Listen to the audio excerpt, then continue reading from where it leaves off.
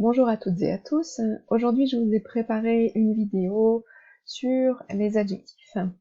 Dans cette vidéo, il y a des exemples pour les classes de seconde et pour les classes de première notamment, mais ça ne veut pas dire que ça ne vous concerne pas si vous êtes en terminale ou en BTS. Voilà, mais ça fait référence à des séquences que je traite en seconde et en première, donc au niveau des exemples que j'utilise. Alors, les adjectifs, en fait, c'est extrêmement simple de les utiliser correctement. Il y a 3 règles à comprendre pour ne plus faire d'erreurs qui pourraient empêcher de bien comprendre vos textes. La première règle, c'est que, en allemand, dans le groupe nominal, l'adjectif est toujours avant le nom. Alors, qu'est-ce que c'est qu'un groupe nominal? Un groupe nominal, c'est un bloc, en quelque sorte, qui comprend un déterminant, un adjectif et un nom, par exemple. Quand l'adjectif fait partie de ce bloc comme ça, et ben, il est toujours avant le nom. Je vous donne 3 exemples et je vous explique ensuite pourquoi, pour vous, ça peut être difficile de le placer avant le nom. Parce qu'il y a une différence avec le français, justement. Premier exemple, das Oktoberfest ist ein typisch deutsches Fest. L'Oktoberfest est une fête typiquement allemande. Et là, vous voyez dans cet exemple que quand j'ai traduit cette phrase en français, j'ai mis l'adjectif à la fin. C'est une fête typiquement allemande. Voilà, j'ai mis l'adjectif typiquement allemande après le nom fête. Et si vous regardez ici, eh bien, dans mon groupe nominal que j'ai souligné, le nom c'est Fest, l'adjectif c'est Deutsches, et là c'est en fait un adverbe, et ça c'est le déterminant. Donc le déterminant c'est un article par exemple, ein, die, der, das, etc. Ça c'est un déterminant, adjectif et nom. Et voilà, l'adjectif était avant le nom. Même chose dans l'exemple suivant, die Schultüte ist eine deutsche Tradition.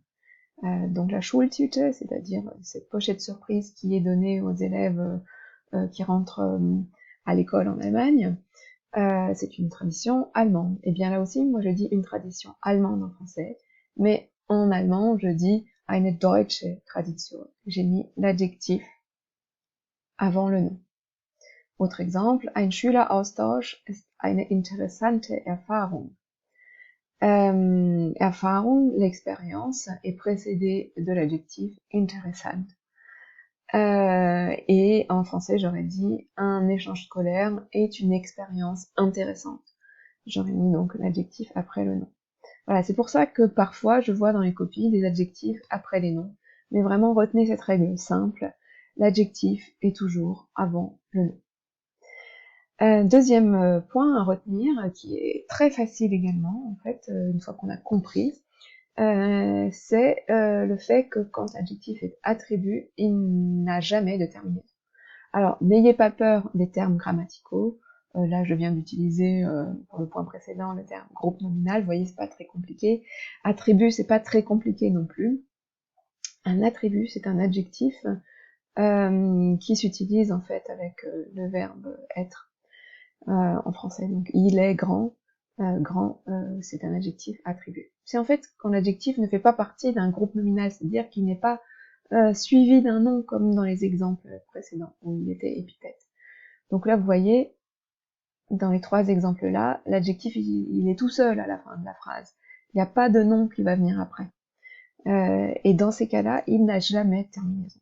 Il est comme ça, comme vous le notez dans votre cahier quand on note un adjectif dans une liste de vocabulaire, par exemple. Die Stadt Berlin ist touristisch und attraktiv. Là, j'ai pas mis le symbole pour dire qu'il n'y a rien après touristisch, mais j'aurais pu le mettre ici.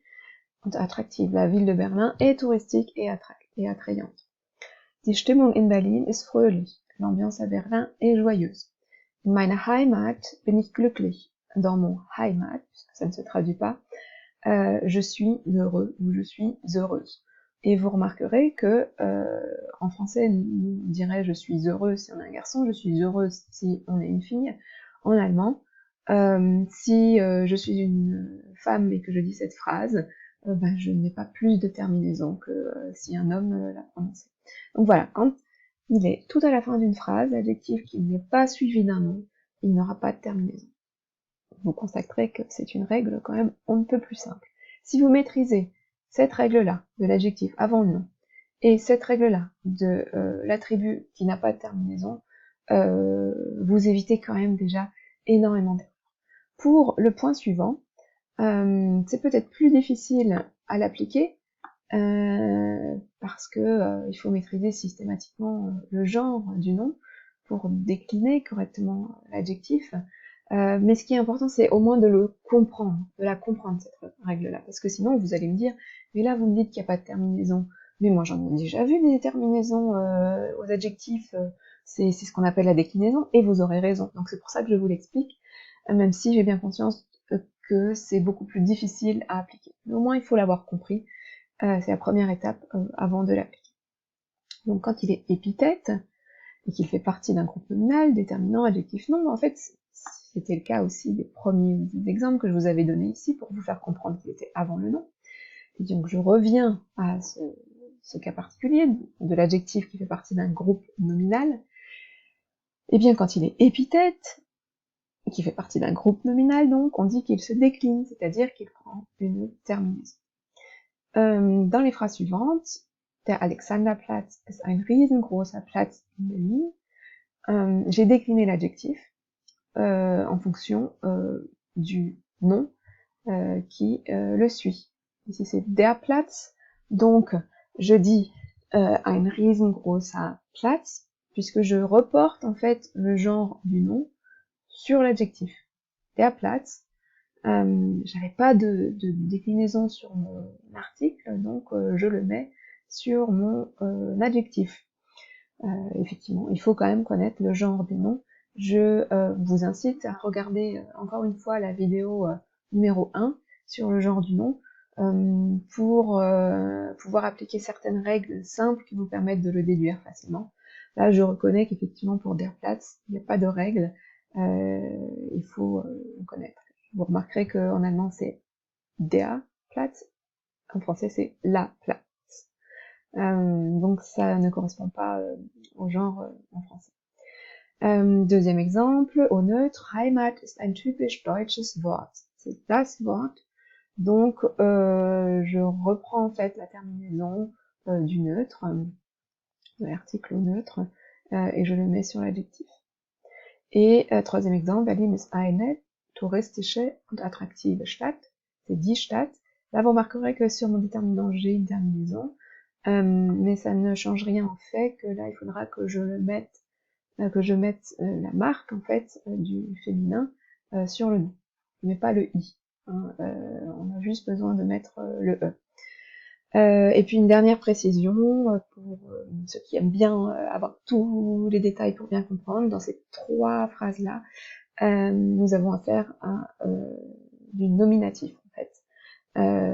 Et donc ces adjectifs-là sont conjugués, sont déclinés pardon, au nominatif. Voilà, mais encore une fois, retenez simplement dans un premier temps les deux premiers points, et vous améliorerez singulièrement la qualité de vos travaux écrits et oraux. Voilà, c'est tout pour aujourd'hui. Au revoir und tschüss.